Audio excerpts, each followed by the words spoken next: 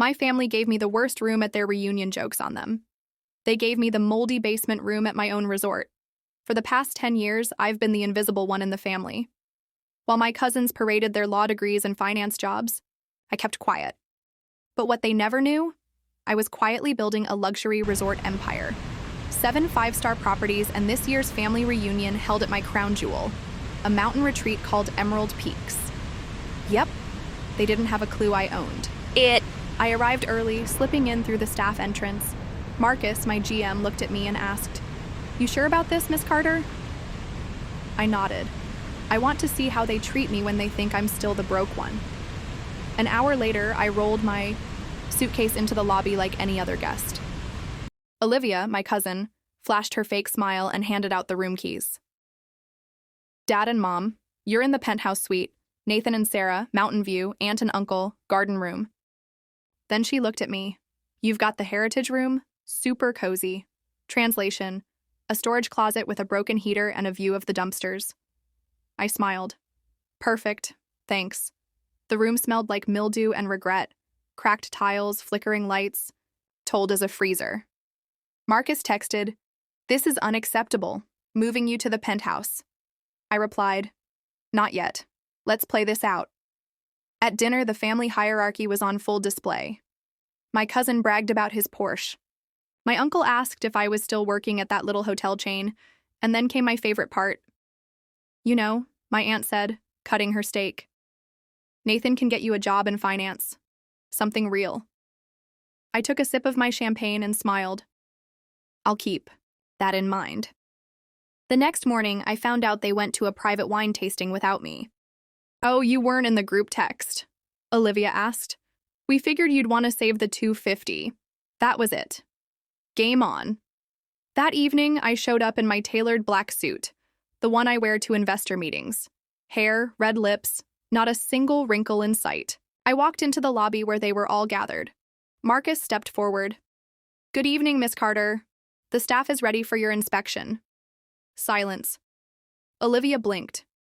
"You're what?" I turned to my family, smiled, and said, "I think it's time for a proper introduction. I'm the CEO of Carter Hospitality Group, and I own Emerald Peaks Resort." My aunt's wine glass hit the floor. My cousin choked on his mocktail. My uncle went completely silent for the first time ever. I gave them a private tour. The Michelin-starred restaurant, the spa, the infinity pool, and the penthouse suite they thought they were worthy of.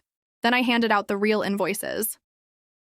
"Since you all insisted on premium experiences," I said sweetly, "you'll be paying premium prices, no family discount." Olivia's face drained of all color when she saw the $5,000 bill. "You're joking." I smiled. "Dead serious. My parents," they cried when they saw the penthouse. "Why didn't you ever tell us?" my dad whispered. "Because I never needed to prove anything to anyone," I said. But now, no one in my family ever underestimates me. The mountain air was crisp, scented with pine and the faint smoke of early fireplaces. As dawn's golden light spilled over the towering peaks, the sprawling resort shimmered with quiet grandeur. Emerald Peaks was a masterpiece of luxury, a harmonious blend of rustic elegance and modern design, all crafted with relentless care. You'd spent the last decade quietly building this empire. 7 five-star properties, each a crown jewel. And yet, for all that success, this was the first time your family gathered on your turf.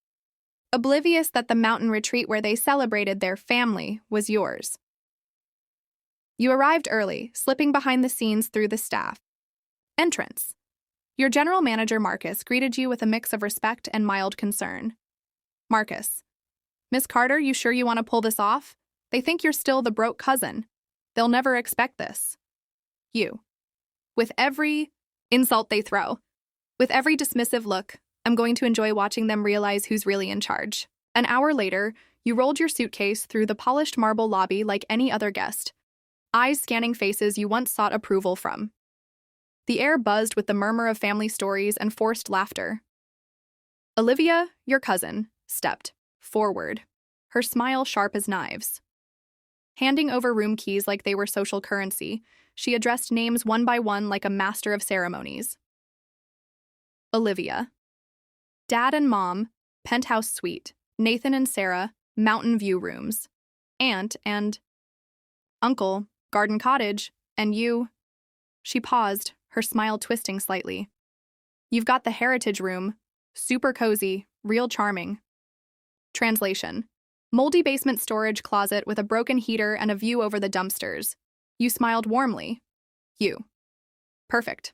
Thanks.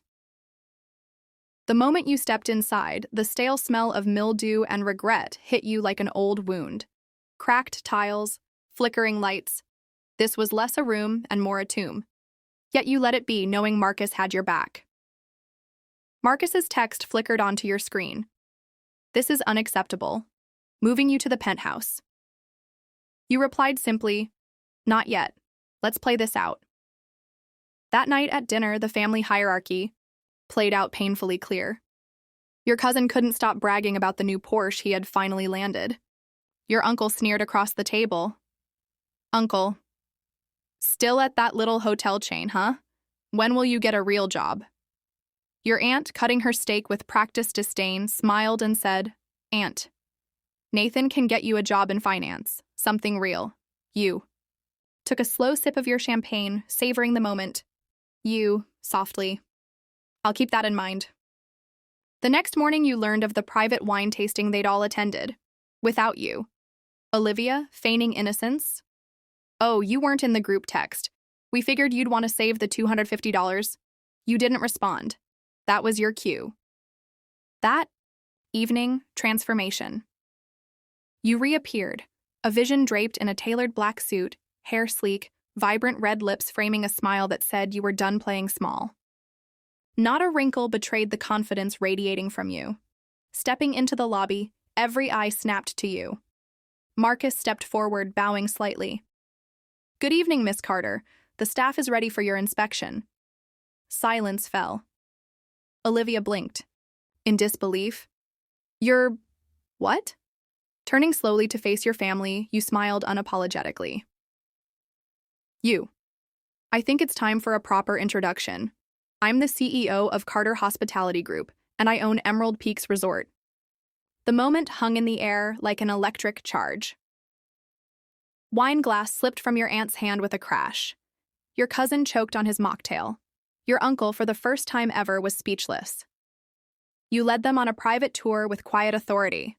The Michelin-starred restaurant where the chefs crafted culinary masterpieces, the tranquil spa where stressed executives found peace, the infinity pool stretching toward horizon vistas, and the breathtaking penthouse suite they thought was out of their league. When the tour ended, you pulled out envelopes. Real invoices, one for each family member. You, sweetly but firmly. Since you all insisted on premium experiences, you'll be paying premium prices. Faces drained of color when Olivia saw her bill. $5,000. Olivia, whispering. You're joking. You smiled wider. You, dead serious. Your parents, meanwhile, stood rooted by the penthouse window. Tears ran silently down your mother's cheeks. Dad whispered, Why didn't you ever tell us? You met his eyes, steady and clear. You. Because I never needed to prove anything to anyone. But now, no one in this family ever underestimates me. Emerald Peaks wasn't just a place. It was your declaration. The invisible cousin had risen. The quiet dreamer had built an empire. And the dismissive family had no choice but to reckon with what they ignored for so long. Story. My wife secretly installed an app at midnight to access my bank details. She used this information to take $400,000 and went on a trip with her boyfriend. When she returned, she mocked me, saying, Thanks to your mobile, I really enjoyed spending your $400,000. I couldn't hold back my laughter because the bank data she accessed was actually Chapter 1, Midnight Movements. It was exactly 2:17 a.m. when I felt the bed shift slightly. Talia, my wife of 6 years, slid out from under the covers like a whisper. I watched, eyes half-lidded through the slit of lashes, pretending to be asleep. I'd learned to do that in Afghanistan, where pretending to sleep sometimes kept you alive. I heard her move to the hallway, then quietly down to the living room. Curious, I waited 10 minutes.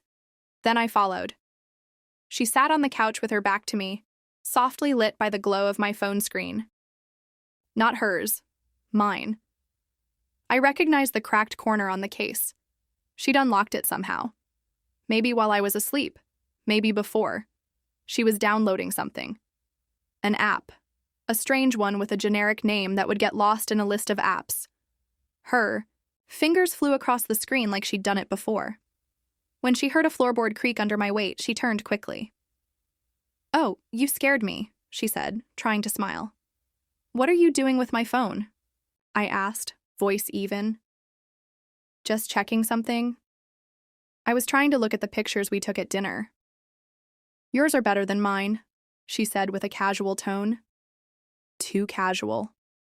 I nodded. "Bring it back upstairs when you're done." I turned, without waiting for her reply. She thought I believed her, but what she didn't know was this. That very afternoon, I'd received an alert from my cybersecurity service. An unauthorized login attempt on my sandbox banking environment, the fake one I'd created months ago. I'd suspected someone was snooping, and now I knew exactly who. Talia had crossed a line, and she had no idea the trap had already been set. Chapter 2. The Disappearing Act. 3 days later, Talia was gone. Not missing, not kidnapped, just gone. I came home from the gym on a quiet Friday evening to find the house eerily silent. Her closet half empty, bathroom shelf bare, jewelry box wiped. Clean. The only thing she left behind was a hastily scribbled note on the kitchen island. "Don't bother calling. I've moved on. You'll be fine. I'm finally choosing happiness. Goodbye." And taped to it, a printed bank notification showing $400,000 transferred out of what she assumed was my main account, an account she thought she had snuck access to through the Midnight app. My heart rate didn't spike. My hands didn't tremble. I didn't even curse. Instead, I walked to my study, logged into my secure terminal, and checked my hidden accounts. The real ones. Still untouched. See, I'm not the kind of man you can steal from without consequences. Talia had accessed a fake bank portal I'd custom-built, designed to look exactly like my real Chase interface. Same layout, same notifications, same everything, except it wasn't connected to my real assets. It was a closed system coded and run, off a local server, a decoy. She had stolen $400,000 in cryptocurrency from a wallet I generated specifically for this plan. And where had the actual funds gone? Months ago, I had started transferring our real savings quietly, legally into a trust, one under my name only. She didn't notice because she was too busy with her affair partner to pay attention to our actual accounts, and I had receipts, all of them. Talia had no clue that the money she gleefully withdrew had no legal standing, no FDIC insurance, and no recoverable trail because it was never real to begin with. I checked the IP logs from my decoy wallet. They showed activity from my pizza. Of course, the irony, I'd even named the crypto wallet Fantasy Fund as a joke. I closed my laptop with a smile and walked outside to the porch. I lit a cigar and stared into the fading sunset. She thought she just pulled off the perfect heist. She had no idea it was me who had orchestrated the setup, and she had no clue the real show was just about to begin. Chapter 3. Her Grand Return and My Calm Smile. It was a Tuesday morning when I heard the garage door cack open, followed by the unmistakable click of heels on marble. She was back. I didn't rush to greet her. I didn't even glance up from my coffee. I simply sat at the dining table dressed, in a crisp black suit, laptop open, a calm jazz melody playing from the speakers. Talia strutted in like she owned the world, skin sun-kissed from tropical beaches, hair curled to perfection. Designer sunglasses pushed up on her head. She wire of confidence and Chanel behind her. 2 Louis Vuitton suitcases rolled across the floor as her smug voice echoed. Well, missed me. I slowly took a sip, then looked up, feigning surprise. "You're back," I said evenly. She laughed, tossed her purse on the couch, and pulled out a tiny silver flash drive, waving it like a trophy. "I thought you'd at least put up a fight. But no, you just let me take what I wanted. I got to say, thanks to your mobile banking habits, that $400,000 felt amazing in Europe." She flopped down across from me and grinned wide. "Hope you don't mind. I had to test out your little emergency fund while you sulked like a good little husband." I stared at her for a beat, then chuckled. "What's so funny?" she asked, narrowing her eyes. I pushed my laptop forward, rotated the screen so she could see, and hit the spacebar. There it was, footage, her at the airport, kissing her boyfriend, her accessing my bank app at midnight, the moment the fake transfer went through, her typing her name on the check-in form at a luxury hotel in Ibiza. I clicked again. A second window opened, a document on legal letterhead. Notice of premeditated financial fraud and asset theft evidence submitted for case number 48-5, a 79B filed under seal time-stamped digitally certified. Her eyes widened. "Weech, what is this?" I stood up calm and deliberate. That's the beginning of the end of your fantasy," she scoffed. "You're bluffing. You can't prove anything." I raised an eyebrow. "That flash drive in your purse? I cloned it last night. It's full of metadata, geolocation tags, exact timestamps, even an unencrypted key. You left behind in my server logs." Her face turned pale. "And that phone you used? It wasn't just accessing my account. It was recording every step, every keystroke, every swipe." "Wait, no, that's not. It's all admissible," I said. "And guess what? I haven't even pressed charges yet." Her smugness collapsed into panic. But that money, it's gone. We spent it. What are you even after?" I leaned forward slightly. You. Chapter 4.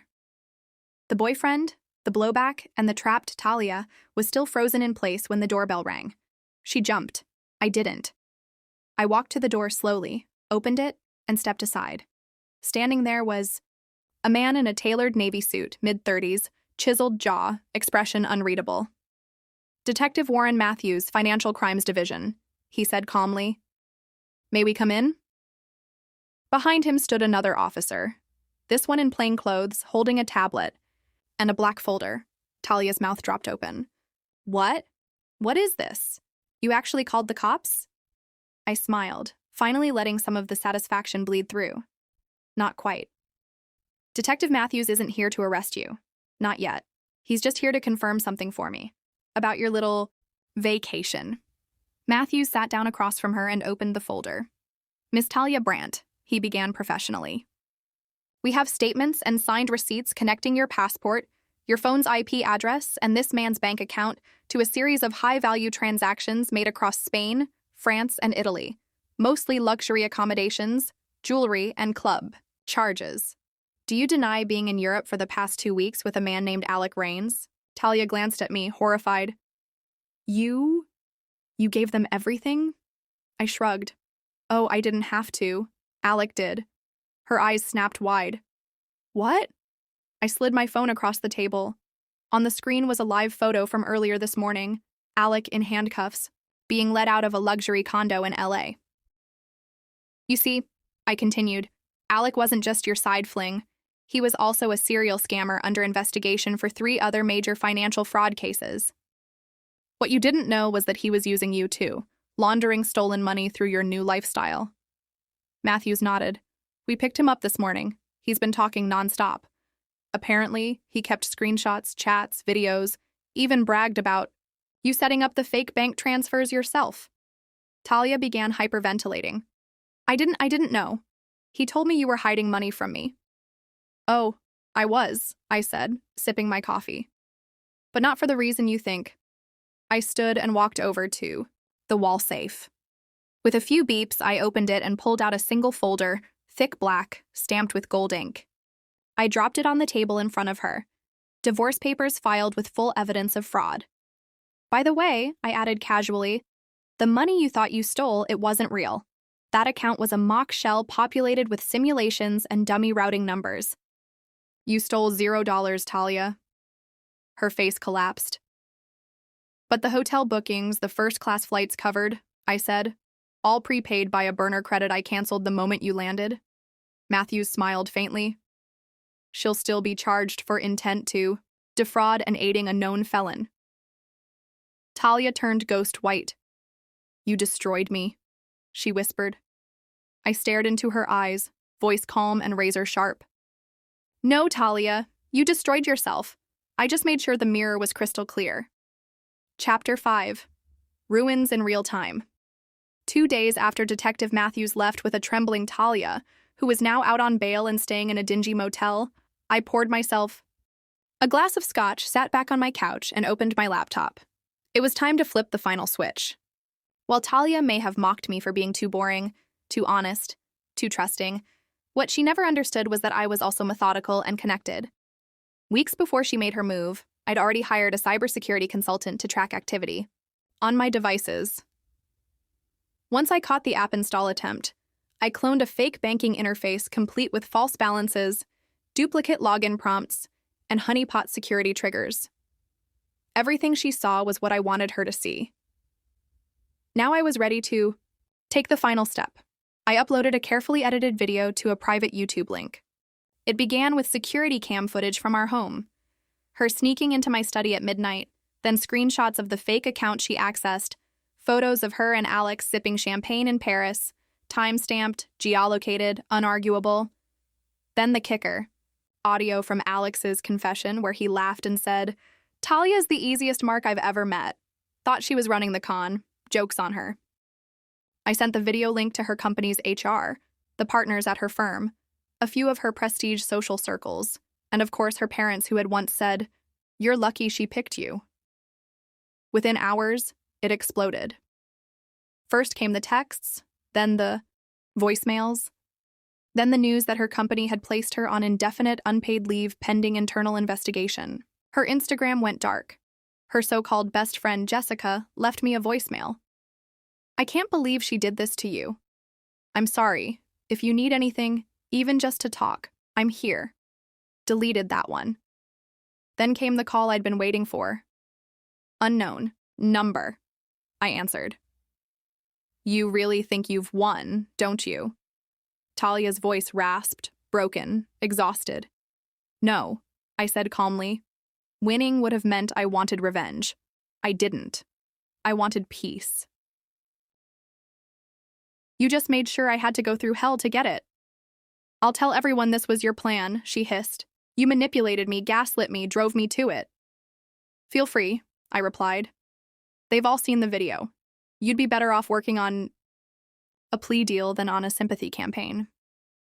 She went quiet. Then click. The next morning, the headlines hit. Prominent corporate executive implicated in multi-country fraud scandal. Romantic ties to notorious con man exposed. I turned off my phone, packed my bags, walked out to the airport with nothing but a duffel bag and a one-way ticket to Iceland. As I passed through security, my phone buzzed one last time. A text from her. "You were never boring. You were terrifying." I smiled, boarded my flight, and left behind the mess she created and the empire I'd quietly rebuilt beneath it all. Epilogue. 1 year later, it was a crisp October morning in Reykjavik. I stood on the balcony of my modest but sleek modern cabin, overlooking the snow-dusted mountains and still waters of Thingvellir. The peace was intoxicating, something I hadn't truly felt in over a decade. Life had changed. I'd kept my promise to myself. After Talia's betrayal, I sold off the last of my US-based consultancy shares and moved to Iceland under a new business venture, a quiet digital forensics firm that I ran anonymously through proxies. It wasn't for profit. It was to help people like me, those who had been blindsided by betrayal and didn't have the resources to fight back. I called it the Lighthouse Initiative.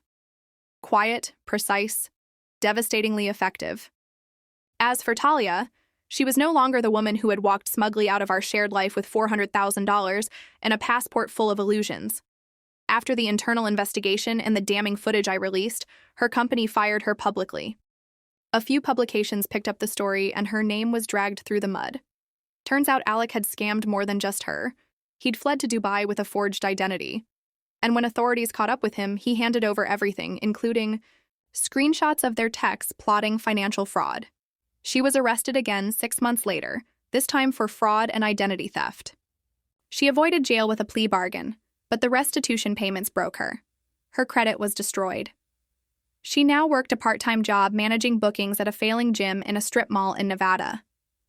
I never answered her final email. It was a subjectless line that simply read, "Do you ever miss what we had?" I didn't open it. I didn't need to. Alec, he didn't vanish fast enough. The forged documents tied to his Dubai escape left a paper trail, and a class action lawsuit by other victims landed him behind bars in Bahrain. Last I checked, he was serving a 10-year sentence for financial fraud. Fitting, considering he once mocked me for being too safe. As for me, I made peace with the past, not by forgetting it, but by weaponizing it into something meaningful. I kept my principles. I stayed silent while the storm passed. And when the time came, I didn't need to shout. I let the truth do the screaming. Closing. Quote, "The best revenge isn't rage, it's rebuilding quietly, powerfully, in full view of those who thought you'd never rise again." Was this revenge perfectly justified? Tell us what you would have. Done in the comments below.